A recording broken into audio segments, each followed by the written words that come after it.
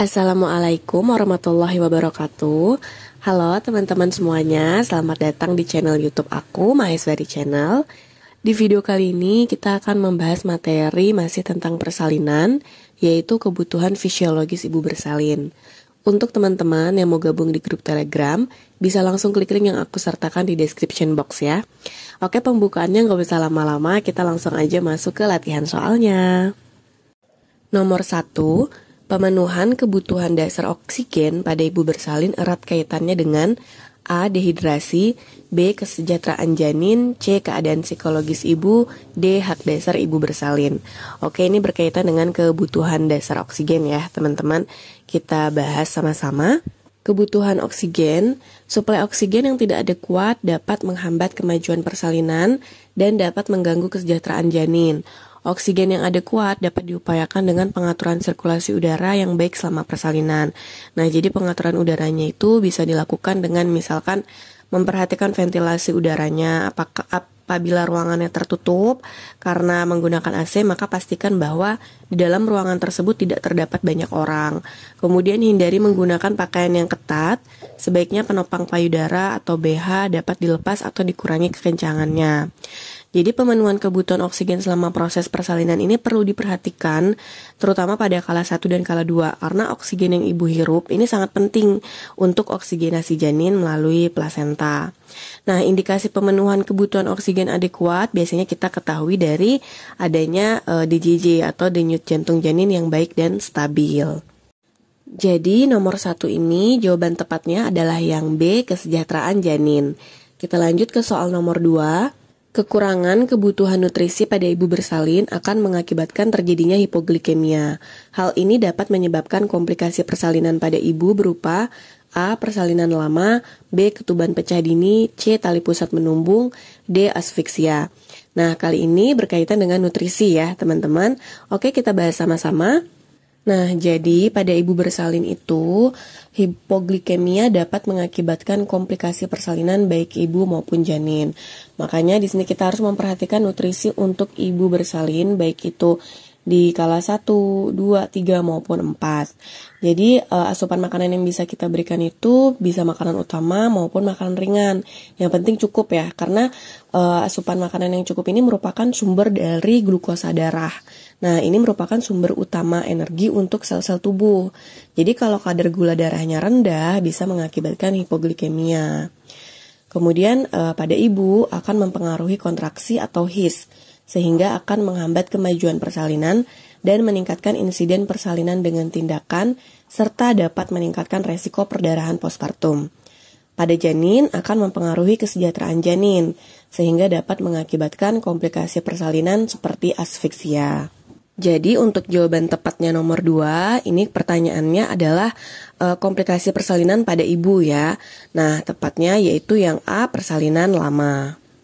Nomor 3, terjadinya dehidrasi pada ibu bersalin dapat diketahui dari A. Frekuensi nadi, B. Suhu tubuh ibu, C. Denyut jantung janin, D. Kontraksi uterus.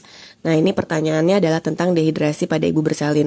Jadi pada kebutuhan nutrisi untuk ibu bersalin itu ada 2 hal yang harus kita penuhi, yaitu makanan dan cairannya. Kalau kekurangan makanan tadi bisa menyebabkan hipoglikemia. Nah, kalau kekurangan cairan ini bisa menyebabkan terjadinya dehidrasi. Nah, di sini yang ditanyakan adalah terjadinya dehidrasi pada ibu bersalin ini bisa kita ketahui dari mana sih gitu ya. Oke, kita bahas sama-sama. Dehidrasi pada ibu bersalin dapat mengakibatkan melambatnya kontraksi atau HIS dan mengakibatkan kontraksi menjadi tidak teratur. Ibu yang mengalami dehidrasi dapat diamati dari bibir yang kering, peningkatan suhu tubuh, dan eliminasi yang sedikit. Pada kala 2, ibu bersalin mudah sekali mengalami dehidrasi karena terjadi peningkatan suhu tubuh dan terjadinya kelelahan karena proses mengejan. Nah, ini udah jelas ya teman-teman, tanda-tanda atau bagaimana cara kita mengetahui ibu mengalami dehidrasi itu adalah karena adanya peningkatan suhu tubuh. Jadi untuk nomor 3, ini jawaban tepatnya adalah yang B, suhu tubuh ibu. Kita lanjut ke soal nomor 4. Posisi persalinan yang bertujuan untuk mempermudah janin dalam melakukan rotasi serta mengurangi peregangan pada perineum adalah A. Berdiri, B. Jongkok, C. Merangkak, D. Litotomi. Jadi pada persalinan itu ada banyak posisi ya, dan manfaat masing-masingnya juga berbeda. Oke, ya sekarang kita bahas apa aja sih macam-macam posisi meneran. Nah, ini adalah macam-macam posisi meneran. Kita lihat yang pertama, posisi duduk atau setengah duduk, itu keuntungannya adalah memudahkan bidan dalam membantu kelahiran kepala janin dan memperhatikan keadaan perineum. Merangkak, keuntungannya sangat cocok untuk persalinan dengan rasa sakit pada punggung, mempermudah janin dalam melakukan rotasi serta peregangan pada perineum berkurang.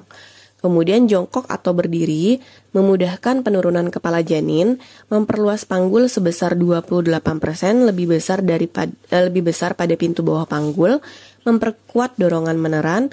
Namun posisi ini berisiko memperbesar terjadinya laserasi atau perlukaan jalan lahir. Berbaring miring mengurangi penekanan pada vena cava inferior sehingga dapat mengurangi kemungkinan terjadinya hipoksia janin karena suplai oksigen tidak terganggu. Memberi suasana rileks bagi ibu yang mengalami kecapean, mencegah terjadinya robekan jalan lahir. Nah, yang harus diperhatikan adalah hindari posisi terlentang atau dorsal recumbent. Posisi ini dapat mengakibatkan hipotensi, beresiko terjadinya shock dan berkurangnya suplai oksigen dalam sirkulasi uteroplasenter, sehingga mengakibatkan hipoksia bagi janin.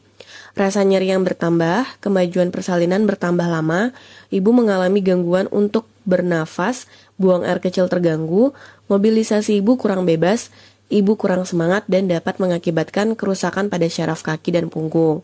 Nah, dari penjelasan ini udah jelas teman-teman ya. Tadi pertanyaannya adalah posisi persalinan yang bertujuan untuk mempermudah janin dalam melakukan rotasi serta mengurangi peregangan pada perineum. Jadi nomor 4 ini jawaban tepatnya adalah yang C, merangkak. Untuk tentang posisi meneran ini bisa teman-teman hafalkan ya, karena ini ada keluar beberapa kali pada soal SKB atau P3K SKB CPNS atau P3K tahun lalu. Nomor 5, kekurangan posisi bersalin terlentang adalah A. Perdarahan semakin banyak, B. Memperbesar resiko laserasi, C. Ibu menjadi kurang santai, D. Mobilisasi ibu kurang bebas. Nah, tadi sudah dibahas ya di slide sebelumnya apa saja kekurangan posisi bersalin telentang itu. Jadi di sini jawaban tepatnya itu adalah yang D, mobilisasi ibu kurang bebas. Oke teman-teman, itu tadi 5 soal tentang kebutuhan fisiologis pada ibu bersalin. Semoga bisa dipahami dan bermanfaat untuk teman-teman semua. Terima kasih untuk yang udah nonton video aku sampai akhir. Assalamualaikum warahmatullahi wabarakatuh.